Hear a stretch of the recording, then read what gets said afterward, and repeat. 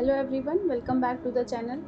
आज हम बात करने जा रहे हैं एक ऐसी व्यक्ति की जिन्होंने अपने जीवन को अपनी कौम के लिए समर्पित कर दिया। एक ऐसा नाम जो दुनिया भर में आज़ादी, हिम्मत और इंसाफ का प्रतीक है, नेल्सन मंडेला। उन्होंने अपनी autobiography Long Walk to Freedom में अपने जीवन के सफ़र को बड़ी ही खूबसूरती से बयां किया है। आज हम इसी किताब का सफ़र तय करेंगे। मंडेला जी के बचपन से लेकर उनके संघर्ष, जेल के 27 साल और साउथ अफ्रीका के पहले डेमोक्रेटिक प्रेसिडेंट बनने तक की कहानी को जानेंगे। ये कहानी सिर्फ एक व्यक्ति की नहीं बल्कि एक देश के आज़ादी की कहानी है। तो चलिए शुरू करते हैं मंडेला की लॉन्ग वॉक टू फ्रीडम का सफ़र।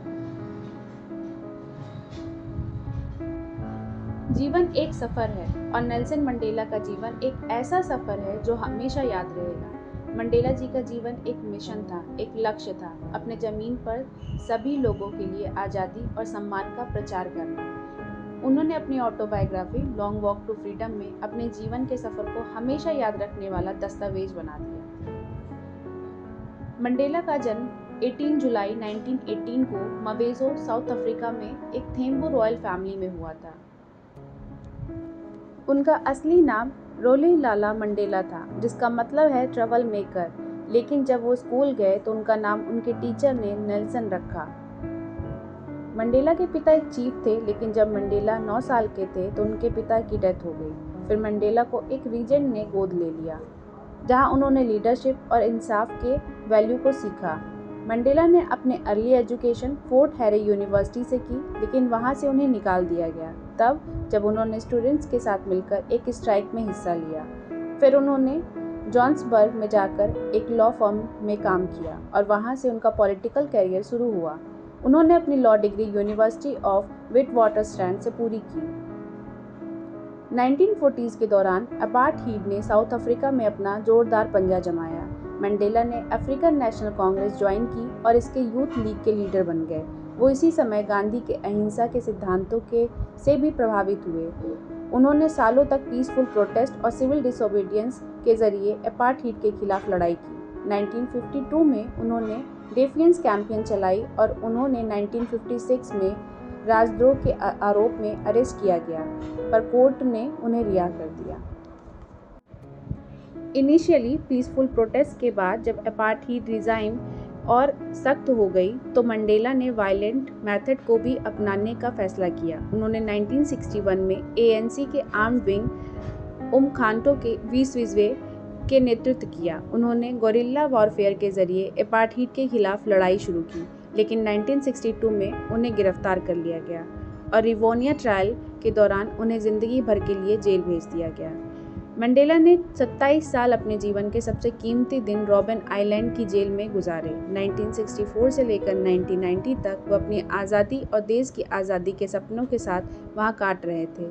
इस दौरान उन्होंने कई बार छोटे मोटे काम किए, जैसे पत्थर तोड़ना, लेकिन उनका हौसला कभी नहीं टूटा। जेल में भी वो देश की पॉलिटिकल हालत पे ध्यान बनाए रहे और वहाँ भी अपने संघर्ष को आगे बढ़ाने का काम किया। 11 फरवरी 1990 को नेल्सन मंडेला को 27 साल बाद आज़ादी मिली। उनके छूटते ही उन्होंने अपार्थीड के खिलाफ अपनी लड़ाई और तेज कर दी, लेकिन अब उन्होंने डेमोक्रेसी और शांति के जरिए इस लड़ाई को जीतने का रास्ता अपनाया। उन्होंने ANC को फिर से संगठित किया और 1994 के इलेक्शन में पहली बार सभी लोग वोट डालने का अधिकार पाए। इस इलेक्शन के बाद नेल्सन मंडेला साउथ अफ्रीका के पहले ब्लैक प्रेसिडेंट बने। मंडेला का प्रेसिडेंट का सफ़र साउथ अफ्रीका के लिए एक नया दौर था। उन्होंने अपनी प्रेसिडेंसी के दौरान देश के लोगों के बीच भय और हिंसा को ख़त्म करने की कोशिश की। सभी अपार्थीड सपोर्टर्स को माफ़ करना, उन्हें एक नई जिंदगी देना और देश के नए भविष्य के लिए मिलकर काम करना उनका मुख्य एजेंडा था।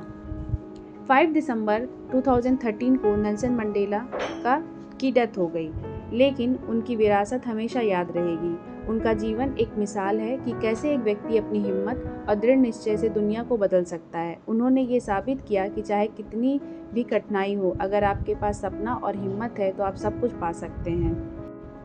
आज के टाइम में जब हमें अक्सर ऐसा लगता है कि ज़िंदगी में एक बदलाव लाना मुश्किल है, मंडेला का जीवन हमें सिखाता है कि अगर आपके पास लक्ष्य, हिम्मत और आशावादी दृष्टि है तो आप दुनिया में बड़े बदलाव ला सकते हैं। मंडेला ने हमेशा कहा था, it always seems impossible until it's done, और उन्होंने ये कर दिखाया।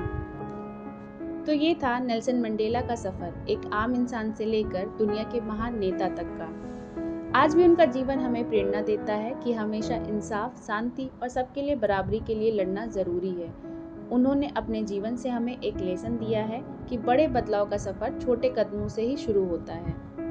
If you pick any book because of me, please let me know in the comment section. फिर मिलते हैं एक नए सफ़र के साथ। Till then, keep reading and keep dreaming. Bye bye.